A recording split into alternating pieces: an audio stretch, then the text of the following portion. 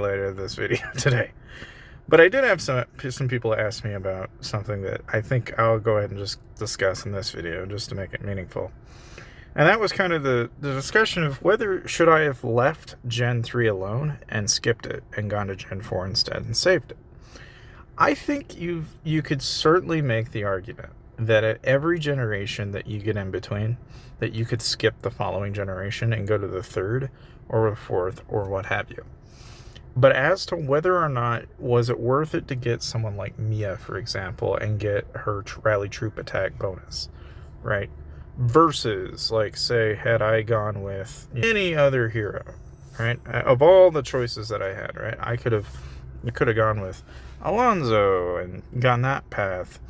You could have, instead of doing Philly, I could have chosen not to and not worry about defender troop health. I think it almost always comes down to the fact that, like, in this game in particular, it's not about what heroes I think you really ought to be focusing in on. It's whether or not do you want to be the guy that is running the show at that point in time. That, I think, is ultimately going to answer your question, regardless of whether you're in Generation 3, 2, or 1. But as far as tips are concerned, with Generation 3, you won't see Mia for a while, but she's basically on the wheel.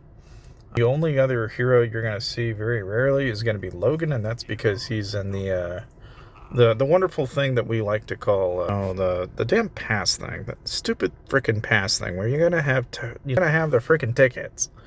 That's where you get Logan, and then of course you get Greg from the daily pass or from the events. He's like the easiest one out of the bunch to grab, right? Like, if you had to choose which one do you do, obviously a lot of people pick up Greg and then they do Mia.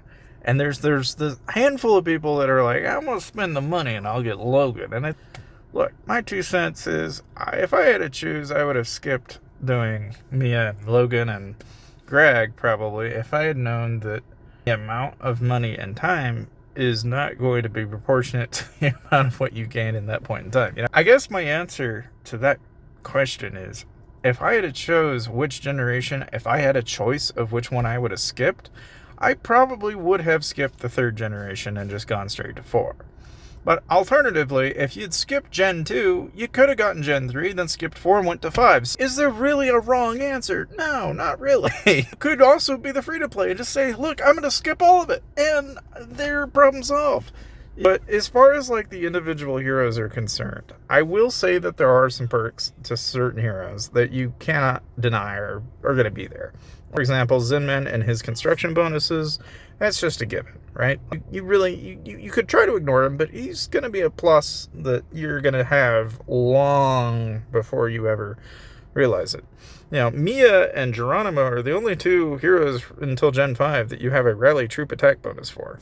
Alonso freaking kills an arena.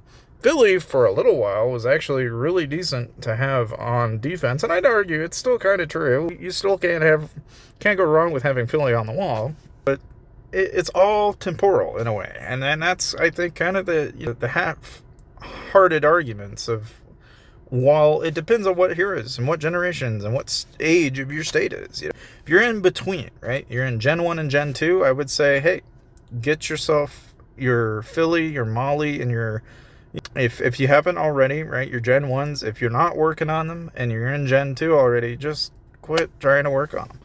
Because there's not going to be much point much longer. It's like investing your mythic shards into a newer generation of hero is only going to be worthwhile if you have enough shards to max them out. If not, it just is a waste of time. So in almost every way, if you're wondering, well, how many shards do I need to have saved, and what do I need to do to be able to make sure that I can be on top of that? And I think the short answer to that question is you need to have around 600 shards, roughly. You can always have more, and there's no reason not to. If you ask me, save them. Don't bother using your mythic shards. A lot of people like to, but don't do it. You get into a habit, and then you find yourself running out. The other thing I think a lot of people get naive about is fire crystals. They start off going, they're easy, they're cheap, they're simple, and then a couple freaking fire crystal ages, and then you go, wait a minute, these are expensive. Wait a minute, I don't have any crystals. That is intentional. It's no doubt in my mind it's that intentional. It goes from being something like you're like, oh yeah, I got some crystals, but I'm okay, to like, I don't have any crystals and I need crystals like pronto. And that's one of those things that really doesn't sink in until probably about 3 months into the game. And then you'll know what I mean. But outside of that, I would say if there's any other suggestions and tips regarding these generations of heroes, I would say one of the ones that I kind of feel like I should not have. But anyways, outside of that, that's really about all I can say on the subject matter, I guess, is looking back, I probably would not have put as much emphasis on getting Natalia as much. I don't know if it's really that important, but at the same token, you could also make that argument for Ollie as well. Looking back, it's basically, as you get more progressed into the game, you go, oh, well, there wasn't really a whole lot of point in that, was there? Because by the time you get to like Gen 4, now you see, well, I can't really use this. It's not really that helpful anymore. And that's the problem with heroes in this game.